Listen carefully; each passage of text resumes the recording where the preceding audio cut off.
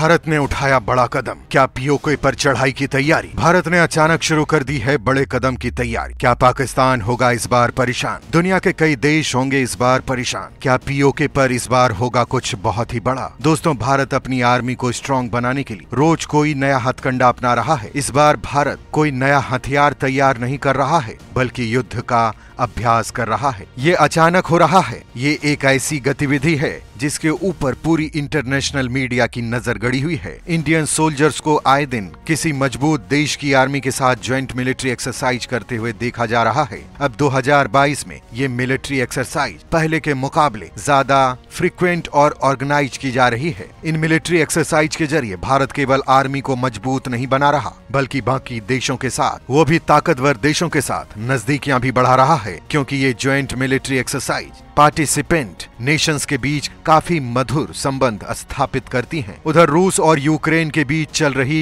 Dangerous war ने पूरी दुनिया को हिलाकर रखा हुआ है, मगर भारत ने भी उससे बहुत कुछ सीखा है। एक्सपर्ट्स का मानना है कि इस बार भारत कूटनीतिक तरीके से किसी बड़े युद्ध की तैयारी कर रहा है और इस बार भारत पीओके को हासिल करने की भी असली तैयारी शुरू कर चुका है। जी हाँ, सब कुछ पर्दे के पीछे चल रहा है। आज हम आपको इस वीडियो में बताएंगे कि कैसे भारत कूटनीतिक तरीके से एक बड़े युद्ध की तैयारी कर रहा है और इस तैयारी ने कैसे कुछ देशों की नींद उड़ाकर रख दी है। दोस्तों, रूस और यूक्रेन युद्ध ने कैसे पूरे विश्व में हलचल मचा दी है, ये तो सभी को मालूम है, मगर इस युद्ध के बाद से भारत चुपचाप हाथ पर हाथ धरे नहीं बैठा है, बल्कि भारत ने इस युद्ध को बारीकी से एनालाइज किया है, बहुत से सबक लिए। भारत ने इस युद्ध से 21वीं सदी और आज के इस दौर में केवल मिलिट्री ऑपरेशंस और स्ट्रेटेजी से काम नहीं चलने वाला है। आज के समय में तो diplomacy, intelligence, national security, energy security, economic, state craft, ये सब कुछ एक साथ लेकर चलना होगा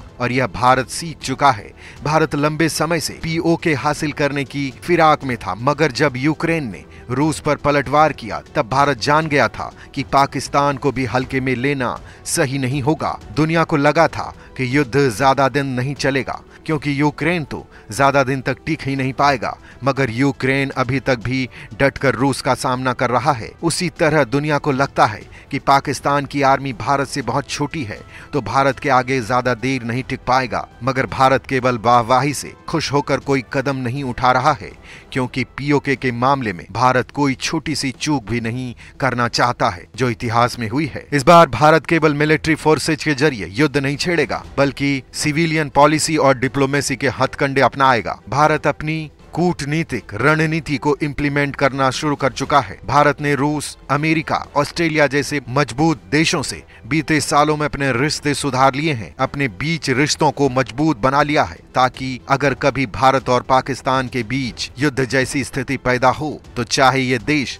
इस युद्ध में इन्वॉल्व हो या ना हो, मगर बीच में तो बिल्कुल नहीं पड़े। साथ ही भारत के हथियारों और युद्ध नीतियों की कमी भी महसूस नहीं होने देंगे। हाँ, लेकिन भारत ने अपनी पीओके को हासिल करने के लिए अब तक कोई हमला नहीं किया है, मगर इंडियन मिलिट्री फोर्सेज की मौजूदगी हर जगह देखकर यही लगता है कि जल्द ही भारत पीओके के ऊपर कुछ न कुछ बड़ा कदम उठाने वाला है। भारत इस वक्त ऑन गोइंग गरुड़ 7 एक्सरसाइज में लगा हुआ है और भारत के साथ इस एक्सरसाइज में शामिल है फ्रेंच एयरफोर्स। जी हाँ दोस्तों, इंडियन एयरफोर्स और फ्रेंच एयरफोर्स मिलकर युद्ध का अभ्यास कर रहे हैं। इस एक्सरसाइज के जरिए पहली बार एक इंटरनेशनल एक्सरसाइज के दौरान लाइट कॉम्बैट एयरक्राफ्ट तेजस और लाइट कॉम्बैट हेलीकॉप्टर प्रचंड ने भी पार्टिसिपेट किया है और ये बहुत बड़ी चीज है। Pakistan Xi Jinping Tibet Taiwan के इश्यूज पर चाइना को हमेशा सपोर्ट करता है। पाकिस्तान और चाइना कश्मीर के मुद्दे पर पाकिस्तान को सपोर्ट करता है। चाइना और पाकिस्तान की मिलिट्री रिलेशन बहुत अच्छी है। चाइना समय समय पर पाकिस्तान डिफेंस फोर्सेज को आर्म्स सप्लाई करता है, इसलिए भारत ने अमेरिका जैसी महाशक्ति से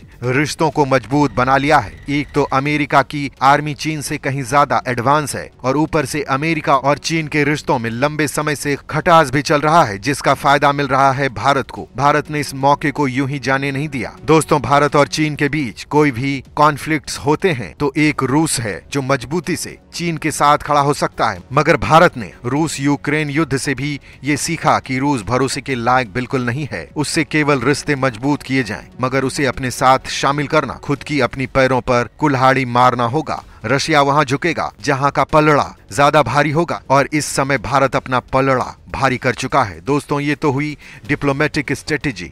अब वापस मिलिट्री स्ट्रेटेजी पर आते हैं, जो मिलिट्री एक्सरसाइज के साथ डिप्लोमेटिक रणनीति भी है। भारत इस समय केवल फ्रांस के साथ युद्धाभ्यास नहीं कर रहा, बल्कि एक ही समय पर इंडियन मिलिट्री कई देशों के साथ संबंध बनाए हुए इस समय इंडियन नेवी जापान में है, जहां मालाबार एक्सरसाइज चल रही है। इस मिलिट्री एक्सरसाइज में यूएस, ऑस्ट्रेलिया, जापान तीनों शामिल हैं। ये एक्सरसाइज अभी 18 नवंबर तक चलेगी और उसके साथ 15 नवंबर से युद्धाभ्यास नाम की एक्सरसाइज उत्तराखंड के ओली में शुरू हो जाएगी। इसमें इंडियन आर्मी के 250 सैनिक हिस्सा लेंगे। ये एक्सरसाइज और ये भारत चीन सीमा पर कंडक्ट की जाएगी। इसमें भारत और अमेरिका मिलकर हाई ऑल्टीट्यूड मिलिट्री एक्सरसाइज करने वाले हैं। इसका मतलब क्या निकाला जाए? एक तरफ पाकिस्तान की सीमा पर भारत फ्रांस की एयरफोर्स के सामने तेजस और प्रचंड के साथ एक्सरसाइज कर रहा है, और एक तरफ भारत और चीन के सीमा के बीच में अमेरिका के साथ मिलकर हाई एल्टीट्यूड मिलिट्री एक्सरसाइज कर रहा है। इसका मतलब क्या है? इसका सीधा मतलब है कि भारत की आर्मी अपने आप को तैयार कर रही है टू फ्रंट वॉर के लिए। उधर मलेशिया में भारत हरिमऊ शक्ति ड्रिल में शामिल होने वाला है, जो 28 नवंबर से 13 सितंबर तक चलेगा। इसमें मलेशिया और भारत मिलकर एक्सरसाइज करेंगे और अपनी टैक्टिक्स और टेक्नोलॉजी का प्रदर्शन करेंगे। इसके साथ ही मेघालय के उमराई में भी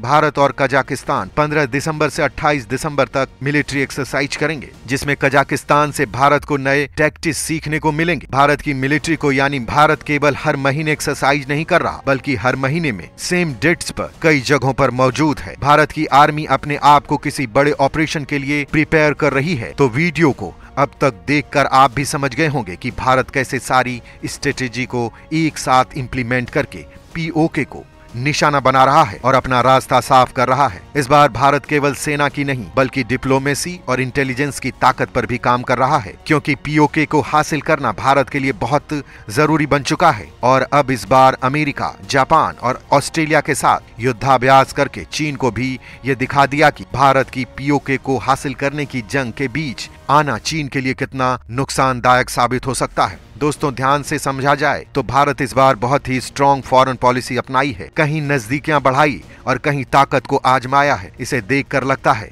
कि भारत इस बार केवल बचाव नहीं करेगा, बल्कि युद्ध के लिए कोई इनिशिएटिव लेगा जो पाकिस्तान पर भारी पड़ेगा। ना रूस अपनी भारत के साथ रिश्ते को दांव पर लगाकर बीच में आएगा, और ना ही अमेरिका भारत के किसी भी इनिशिएटिव का खंडन करेगा। दोस्तों, बता दें, ये सारी जानकारी हमने इंटरनेट से प्राप्त की है। हम इस बात की पुष्टि नहीं करते, लेकिन इतना जरूर है कि सारी खबरें जो है एक और अंदेशा कर रही है कि कहीं ना कहीं कुछ बड़ा चल रहा है। आपको क्या लगता है? नीचे कमेंट करके जरूर बताइए। फिर मिलते हैं एक और दिलचस्प वीडियो के साथ। इस वीडियो के अंत तक बने रहने के लिए दिल से धन्यवाद।